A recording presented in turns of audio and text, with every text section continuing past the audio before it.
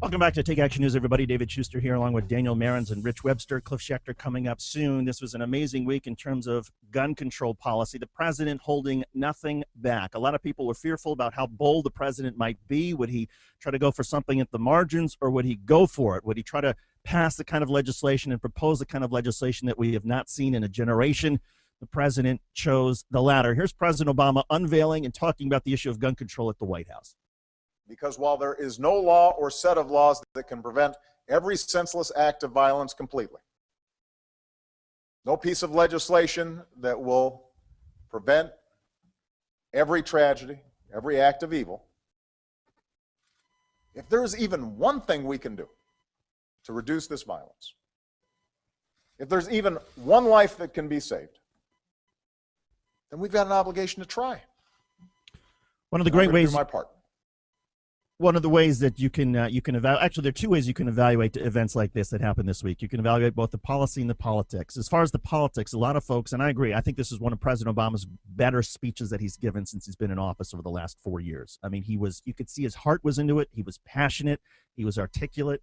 He was really, it was enthusiastic. You could tell that this was something he had thought a lot about. And then as far as the policies, and let's go through them. One of the first things the president said that we would do is we would institute a universal background check. As it stands right now, 40% of all gun purchases in the United States are between a private seller and a buyer. And under those circumstances, there's no background check whatsoever. Somebody who's got a criminal background or is mentally ill can go to a gun show and buy a weapon from somebody selling at the gun show, and there's no background check. They don't even need an identification. The president spoke to that as far as the universal background check. Listen. If you want to buy a gun, whether it's from a licensed dealer or a private seller, you should at least have to show you are not a felon or somebody legally prohibited from buying one. This is common sense. And an overwhelming majority of Americans agree with us on the need for universal background checks, including more than 70% of the National Rifle Association's members, according to one survey.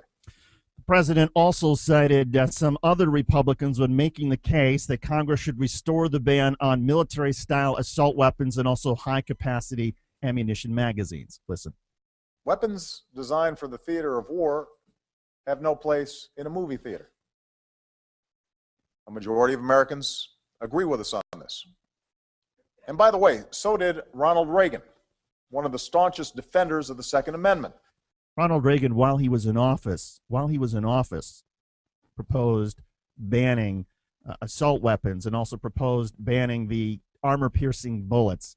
And there are some people say, well, he also, talked about things out of office, and some Republicans have said that he was senile. He was senile in 1994 when he suggested and backed up the Brady bill and whatnot. But so what? It was Ronald Reagan, and Republicans are just going nuts over that.